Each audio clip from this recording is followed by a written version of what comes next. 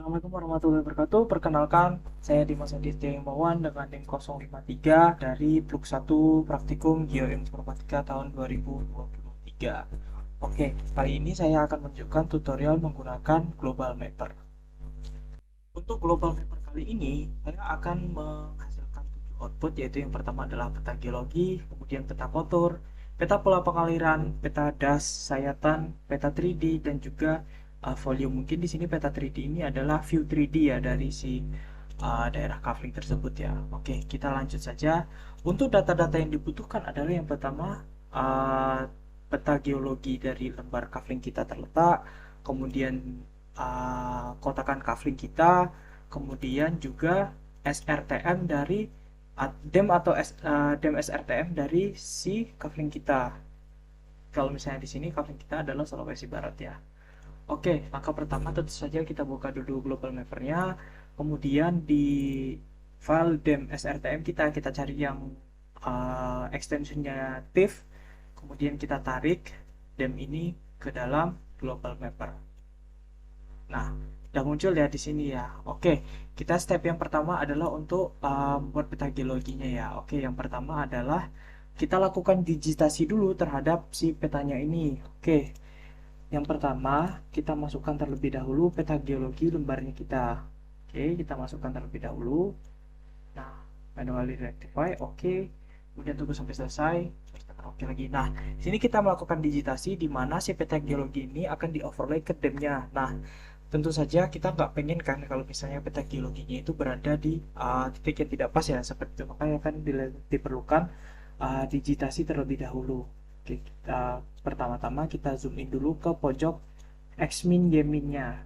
Oke, jadi kan ada pojok garis hitam di sini. Nah, kita pengen si border dari si peta geologi ini sebagai titik paling kirinya seperti itu ya.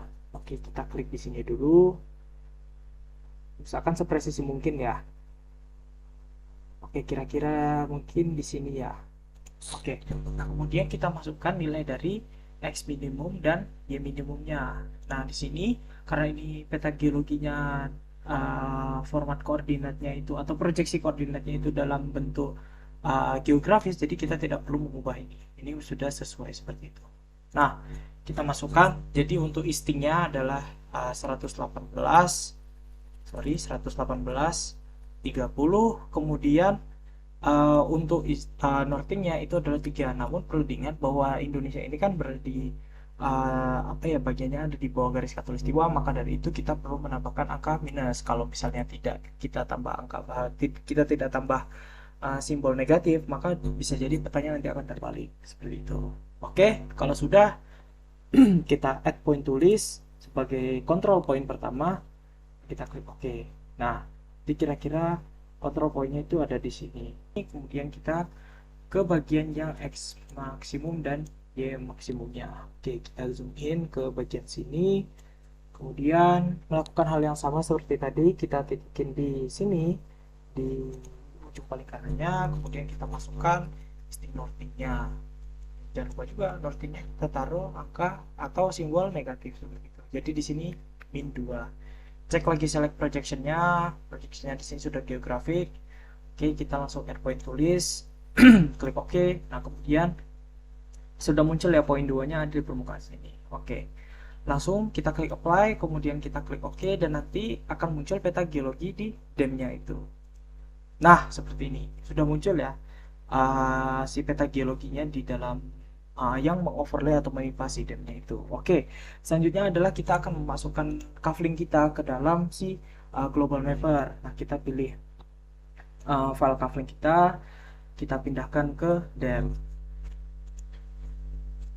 Kita guess to all saja. Oke, nah prosesnya sama seperti peta geologi tadi ya, kita harus melakukan digitasi terhadap DEM-nya itu. Yang pertama adalah kita ke X maksimum dan X minimum dan Y minimumnya. Nah, mungkin teman-teman bisa melihat perbedaan di sini bahwa koordinat yang digunakan, proyeksi koordinat yang digunakan di sini adalah UTM. Jadi untuk itu kita perlu ubah dulu, perlu kita ubah dulu ke dalam UTM. Nah, select projection, kemudian geographic. Nah, sini UTM. Lalu kita klik OK saja. Nah, terus kita masukkan isting dan northingnya. Kalau isting di sini adalah 740900 dan y-nya adalah 968900. Presisi mungkin ya. Oke. Oke, lanjut kita add point tulis karena udah sesuai ya, add point tulis. Oke, kita sudah ada di sini ya x-nya. Oke. Kemudian kita lanjut ke x maksimum dan y minimum dengan mengulangi proses yang sama. Jangan lupa untuk dititikin terlebih dahulu. Kita titikin di sini ya kira-kira ya. Kemudian x-nya adalah atau listingnya adalah 743900. Kemudian untuk northing adalah 96922 Oke. UTM 150, UTM WGS 84 meters. Oke, udah cocok, udah semua ya. Kita add point tulis, point 2, kemudian klik oke. Jadi kira-kira di peta geologi nanti, di peta geologi kita, si coveringnya itu terletak di sini seperti itu. Oke, kita langsung klik apply, klik oke, dan klik oke lagi. Oke, dan di sini sudah muncul ya si covering kita seperti itu.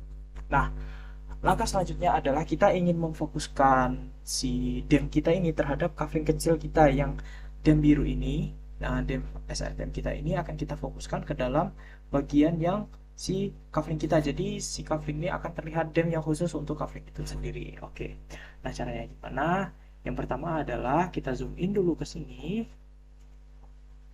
Nah, kemudian kita harus buat area untuk membatasi si kotakan coveringnya ini. Nah, caranya adalah yang pertama kita create rectangle atau square area feature, kita klik, kemudian oke, oke lagi. Nah, kita paskan di ujung pojok sini ya. Nah, kita paskan di ujung pojok sini. Kemudian kita blok dari kotak itu sendiri, dari kotaknya semua. Nah, kita blok. Mungkin kira-kira seperti ini ya. Biasakan juga kembali lagi untuk sepresisi mungkin. Oke, sudah kita oke, kita oke saja. Kemudian kita klik 2 kali. Nah, sini udah muncul arsiran bahwa sini udah terkonfirmasi bahwa di sini sih area covering kita. Jadi udah benar ya sampai sini ya. Baru kita klik oke lagi. Oke, nah gimana caranya kita untuk memfokuskan si demnya ini? Adalah yang pertama kita ekspor dulu, kita ekspor dulu untuk khusus si coveringnya ini ya, file, kemudian kita ekspor, terus kemudian ekspor elevation grid format. Nah di sini ekspor ini kalian pilih dem, pilih dem ya, mungkin ada di bawah ini, pilih dem, di scroll aja misalnya kalau nggak ketemu, terus klik OK. Nah, di sini ada hal penting. Jadi kalian ke export points dan crop to selected area. Nah, apa fungsi dari export to crop to selected area ini? Jadi yang diekspor itu adalah si bagian ininya saja, si bagian kotakan coveringnya ini saja, tapi tidak semua demnya. Jadi dengan itu kita bisa fokus hanya ke satu demnya ini sendiri. Oke, langsung kita klik OK saja. Kita masukkan misalnya dem covering toolbar misalnya ya. Kita save, kemudian kita tunggu sampai muncul di output kita. Sebentar ya, mungkin agak lama. Oke, saya sepertinya udah di ini, kita lihat dulu. Nah, kan udah muncul nih si dem ini. Kemudian kita masukkan si dem ini ke dalam global mapper. Selanjutnya adalah kita untuk mengekspor si peta geologinya itu sendiri. Nah, caranya adalah kita matikan dulu demnya, kemudian dem SRTM juga kita matikan, kemudian bisa create, kemudian coveringnya juga dimatikan. Kemudian kita ingin mengekspor si peta geologi ini hanya di bagian si coveringnya ini sendiri. Jadi kita masuk ke file, export PDF aja nggak apa-apa, export points, lagi crop to selected area features. Oke, kita kasih nama peta geologi covering Sultan. Save. Kita tunggu sampai prosesnya selesai ya. Kita cek terlebih dahulu di sini ya. Oke, kita udah muncul ya peta geologinya. Nah, jadi di dalam area area covering kita di peta geologinya itu seperti ini. Oke, lanjut ke peta yang selanjutnya atau output yang selanjutnya adalah peta kontur. Nah, untuk melakukan peta kontur atau muncul peta kontur, kita pertama-tama hidupkan DEM-nya saja. Nah, seperti ini, DEM-nya aja yang kita hidupkan, yang lain dimatikan. Kemudian kalian cari menu analisis di atas, di toolbar atas, kemudian generate contours from terrain grid. Nah, di sini kita perlu untuk menghitung kontur interval ya. Jadi kontur interval ini ada rumusnya, yaitu penyebut skala per 2000. Jadi karena di kafling kita ini kita menggunakan di kafling kita ini menggunakan skala 250.000. Jadi teman-teman untuk mencari kontur intervalnya bisa dihitung. Jadi 250.000 kita bagi dengan 2000 sama dengan 125. Oke, langsung saja kita masukkan 125 di sini ya, 125. Nah, terus kita tidak perlu kontur bound ya, karena di sini hanya DEM kotakannya kita saja yang masuk. Jadi kita tidak perlu kontur bound atau membatasi bound ya. Nah, kemudian jangan lupa minor contours dan kontur minor dan kontur mayornya itu kita samakan supaya tidak terjadi kesalahan seperti itu ya. Kalau misalnya di sini kalau misalnya settingan aslinya 5, minornya 5 dan mayornya 10, kalian ubah ke minornya 5 dan mayornya 5. Jadi ada di antara kontur interval itu ada 5 kontur minor. Oke, kita klik minor. Kita klik oke saja. Nah, seperti yang teman-teman lihat di sini kan kurang ini ya, kurang banyak lah, kurang presisi lah. Jadi kalau misalnya teman-teman mau presisi di sini, teman-teman bisa generate konturnya dengan kontur interval yang lebih kecil. Semisal kita bikin 12,5 meter. Jadi tiap kontur itu perbedaan tingginya ada 12,5 meter. Mungkin untuk tetapi perlu diingat bahwa di sini yaitu tidak mengacu pada rumus yang ada seperti itu. Misal kita coba untuk di 50 meter seperti itu ya. Kemudian kita klik oke. Nah, di sini di setiap ini kita akan berjarak 50 meter seperti itu. Oke, mungkin untuk kita ekspornya di 50 meter saja ya, tidak apa-apa. Kemudian kita matikan DEM-nya, kemudian kita ekspor si konturnya ini dengan cara file, export, kemudian export salah ya, di sini export, kemudian export PDF file seperti di PDF. Terus kita klik oke. Ini misalnya kontur kafling kontur kafling Sulbar Sulawesi Barat. Oke, kita save. Kita tunggu sampai dia selesai ya. Udah selesai, kita cek terlebih dahulu si outputnya tadi, yaitu kontur kafling Sulbarnya seperti apa. Nah, seperti ini ya kira-kira kontur dari daerah kaflingnya kita. Oke, kita lanjut ke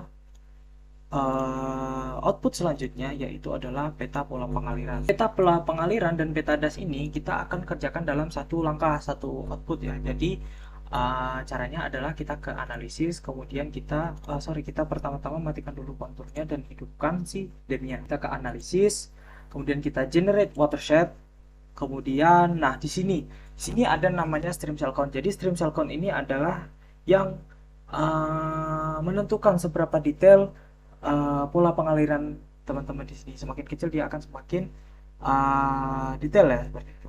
Nah, misalnya kita stream cell count-nya kita buat otomatis saja ke 10, kemudian tidak ada perlu diubah lagi, kemudian kita klik OK saja. Nah, tunggu sampai selesai. Nah, seperti ini. Ini sudah selesai ya. Jadi di sini seperti yang teman-teman bisa lihat bahwa di sini das daerah aliran sungai dan juga peta pola pengalirannya itu ada dalam satu step seperti itu. Untuk mengekspornya kita perlu untuk mengekspor satu-satu. Kita ekspor satu-satu, jadi peta das 1 dan peta pola pengaliran juga diekspor sendiri. Nah, caranya adalah di layer drainage network kita drop down dulu, kemudian kita matikan dulu yang ini. Berarti yang ini adalah layer untuk dasnya dan untuk yang ini adalah peta pola pengalirannya. Jadi misalnya saya mau mengekspor si peta pola pengalirannya terlebih dahulu. Jadi kita klik file, export PDF file, klik OK, kemudian peta pola pengaliran kafling sulbar. Kita klik save, kita tunggu sampai selesai. Kalau udah selesai, kita ekspor lagi sih dasnya itu. Kita ekspor PDF file, kemudian klik OK. Peta das kafling sulbar. Kita save. Oke, kita tunggu lagi sampai prosesnya selesai. Oke, selanjutnya adalah kita ke output yang setelah peta das, yaitu adalah sayatan. Nah, sayatan di sini caranya adalah yang pertama kita matikan dulu ini, kita hidupkan demnya kita, dem khusus kafling kita. Kemudian teman-teman cari di sini adalah path profile. Kita cari tool path profile untuk membuat sayatan. Nah, jadi teman-teman bebas memilih sayatan di sini. Misalnya saya mau mulai sayatan dari bagian sini ya. Nah, pertama kita klik kiri terlebih dahulu sekali. Setelah kita klik sekali, baru kita tarik ke mana kita ingin sayatannya berakhir. Misalnya saya pengen sayatannya berakhir di sini ya. Kemudian kita klik kanan, nah akan muncul si penampang dari sayatan yang telah kita buat tadi. Nah, perlu diingat bahwa H banding V-nya itu tidak 1:1 ya di sini ya. Jadi teman-teman bisa mengubah atau menghitung kembali H banding V-nya sesuai dengan skala yang teman-teman inginkan di sini. Nah, misalnya teman-teman mau ekspor, di sini ada caranya, adalah file, kemudian save BMP atau save bitmap file di sini ya. Kita save bitmap file, output di sini penampang sayatan, kita beri nama sayatannya sayatan A aksen misalnya. Kita tunggu sampai selesai, kita cek terlebih dahulu apakah benar-benar sudah selesai. Oke, penampang sayatan A aksen sudah selesai ya. Jadi seperti ini. Oke, lanjut kita ke output selanjutnya, yaitu peta 3D. Nah, peta 3D ini sebenarnya adalah view 3D dari si kafling kita ini. Jadi kita bisa melihat si daerah kafling ini secara 3 dimensi. Nah, caranya adalah teman-teman ke tool view, ke menu view, kemudian di sini 3D view. Nah, oke, kita 3D view-nya sudah muncul ya. Jadi si dem kalian ini, dem kafling kalian secara 3 dimensi itu terlihat seperti ini. Kemudian teman-teman bisa save image di sini untuk kita menyimpan gambar peta 3D ini. Kita klik save image, formatnya antara JPEG, PNG, TIFF dan BMP. Nah, itu terserah teman-teman. Saya di sini akan kita ekspor ke JPEG ya. Kemudian kita klik OK. 3D view kafling sulbar, baru kita klik save. Nah, seperti ini kira-kira hasil dari 3D view-nya si kafling kita ini. Oke, kita ke output terakhir, yaitu adalah volume. Di sini fungsinya adalah kita untuk mengatur atau menghitung volume dari kafling kita ini. Nah, caranya adalah kita ke measure tools yang ada di sini, kemudian kita klik OK. Nah, kemudian kita perlu untuk memilih seluruh area ini ya, seluruh dem ini di antara pojok-pojoknya ini ya. Jadi kita mulai dari misalnya si pojok kiri atas ini ya, kita sesuaikan ya di atas ini. Kalau misalnya sudah sesuai, kita klik kiri sekali, kemudian kita geserkan sampai kita selesai. Dan jangan lupa si volume ini, si area yang kita pilih itu harus menutup sampai ke titik pertama tadi. Kalau misalnya tidak, jadi di bagian sini nanti dia tidak akan terhitung, atau di bagian kirinya tidak terhitung. Oke, sini sudah selesai. Teman-teman bisa klik kiri saja, kemudian klik di sini pilihan volume, measure volume, cut and fill di sini ya. Nah, yang perlu diperhatikan adalah di bagian sini base height index. Jadi di sini adalah si global mapper ini memberi pilihan kepada teman-teman apakah mengatur volumenya itu terhitung dari atas permukaan laut atau di atas permukaan tanah seperti itu. Kalau mungkin untuk sekarang kita pilih di atas permukaan tanah terlebih dahulu ya. Oke, kita above ground, terus kita klik OK. Nah, kita tunggu sampai prosesnya selesai menghitung si volumenya yang tadi.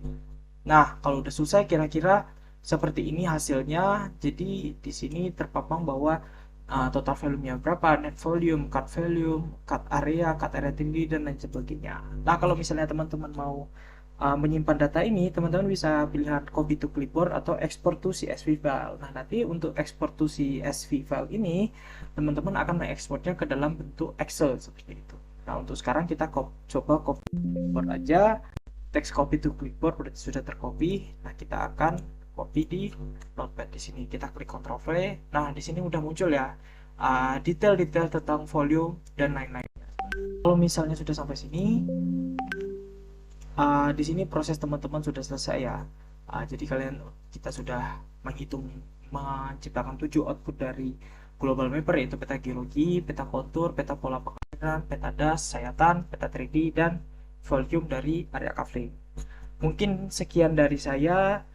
Mohon maaf apabila ada kesalahan. Terima kasih. Wassalamualaikum warahmatullahi wabarakatuh.